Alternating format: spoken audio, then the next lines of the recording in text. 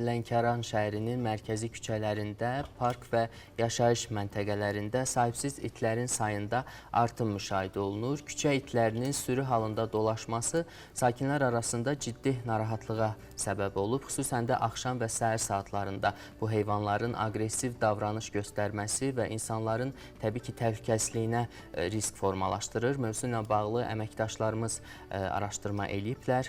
Əməkdaşımız Könül Həsənovanın hazırladığı sujeti izləyək.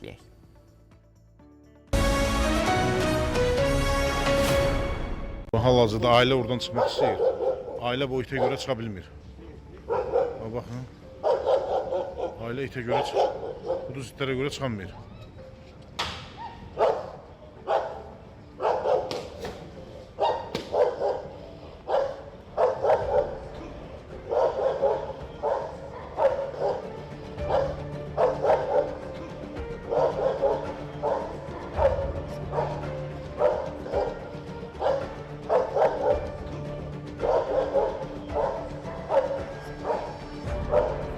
Bu itlər var, məni yox, hamını narahat edir. Gecələr bura çıxmaya olmur, gündüzlər belə. Uşaqdır, körpədir, əyləşim. Amma itlər gəlir, birdən cümür. Səhər-səhəri körpə uşaqlar məktəbə gedəndə, o küçədə. O itlər o qədər orada qaçırlar onlardan önce, səhər 8-də məktəbə çatmaq üçün qarandaq olur küçədən gedəndə. İtlər biabırçılıq edirlər. Bunun qarşısına azmaq lazımdır ya yox? İtlər laf küçələrdə doludur. O gün üstümə cumurdu, qaçdım evə girdim.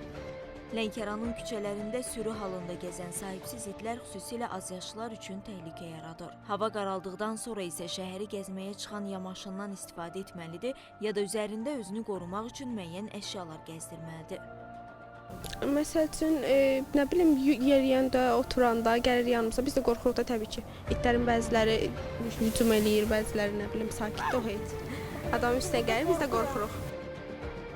Ekspertlər bildirir ki, sahibsiz itlər ən çox ac qaldıqda aqressiv olurlar və insana hücum çəkirlər. Bəzi sakinlər isə problemi aradan qaldırmaq üçün çıxış yolunu küçədəki heyvanlara himayədarlıq etməkdə tapıblar. Onları yeməklə təmin edir, sığınacaqlar düzəldirlər. İtlər yəni elə heyvanlardır ki, sən ona yaxın durmadığın zaman və yaxud da ki, ona hər hansı bir hərəkət etmədiyin zaman, ona ciddi hərəkət etmədiyin zaman o sənə doğru gəlməz və yaxud da hücum eləməz də. Yəni itlərin hücum eləməsi biraz da insanların əlində olmalıdır. Yəni insanlar onunla zarafatlarla istəyirlər və bu da itə qıcıq gəlir və ona hücum eləyir də. Vaxt tapdıqca, yəni əlinizdə nə varsa itlərə yem alın və yaxud da çörək kimi məlumatlar vermək lazımdır. Əlbəttə ki, heyvanlara şiddətə qarşıyıq. Amma məncə yəni bu küçədə olan itlərə biraz nəzarət etirsələr, yəni bu bir yer olsa ki, itlərə orada baxılması üçün. Mənzərəli yerdə mən şəkil çəkmək istəyirəm. Görürəm it uzanıb orada. Mən gedib yəni buna yaxınlaşaram, paşolt eləyərəm yəni indi elə arasında. Mən də bilmirəm bu it məni qapacaq ya yox, bildiniz necə? İndi mən nə bilim bu it məni qapar ya yox. Məcburam orada şəkil çəkməkdən çıxıram gedim. Cəmaət üzü boğaza yığılır. Qorxusundan qadın uşaqla geriyə bilmir, keçə bilmir, axşam saat keçmək olmur. İnsanlar bezib bilmirlər nə eləsinlər. Ya hamı gəlib əlində bir silah götürüb gəlsin. O da ki, ayıbdır, biabırçılıqdır. İtlərin kimə deyək, kimə şikayət eləyək, hamı da bunu görür, heç kim heç eləmir. Hava qaranlığı vəbşi dəhşətdir. Gündüzdə yenə bir 3 dənə olandı, axşam saat 13 dənə olur. Xarici ölkədən, Rusiyadan, oradan buradan gəlirlər, bu turistlər gəlir. Onlar şəhəri gəzib görürlər axı. O dəfə gördüm, bir dəfə uşağın üstünə cumurlar, bir sürü halında. Bunları yığışdırmaq lazımdır. Bir dənə yer təşkil eləsinlər, aparıb ora qoysunlar orada. Cəmaət səhər sübh gedə bilmir. O günləri bir dənə balaca uşağın üstünə cumdu. Güclə bala ilə biz onun uşağın əlindən aldıq. Sahibsiz itlərin yaratdığı təhlükə təkcə hücum halları ilə bitmir. Peyvəndsiz heyvanlar quduzluq və digər yoluxucu xəstəliklərin yayılması riskini də artırır. Vəziyyəti öyrənmək üçün Lənkəran rayon mərkəzi xəstəxanasına müraciət etdik. Lənkəran rayon mərkəzi xəstəxanasının təcili yardım şöbəsinə it dişləməsi səbəbilə 17 müraciət daxil olub. Qeyd edək ki, onlara zəruri tibbi xidmətlər göstərilib, quduzluq əleyhinə peyvəndlər təyin olunub.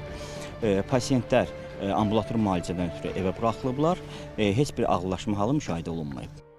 Problemlə bağlı Lənkəran şəhər icra hakimiyyətinin də mövqeyini öyrəndik. Bildirildi ki, hazırda rayonda sahibsiz heyvanlar üçün sığınacaq mövcud deyil və büdcədə bu istiqamətdə ayrıca vəsait nəzərdə tutulmayıb. Qeyd olunub ki, məsələ nəzarətdə saxlanılır. Aidiyyatı qurumlarla əlaqə yaradılıb. Eyni zamanda ötən il İdeya İctimai Birliyi tərəfindən bir qrup sahibsiz itin Bakıdakı sığınacaqlara aparılması təmin edilib və prosesin davam etdirilməsi planlaşdırılır. Sakinlər isə həm sahibsiz heyvanların qorunması, həm də insanların təhlükəsizliyinin təmin olunması üçün konkret addımların atılmasını vacib hesab edirlər.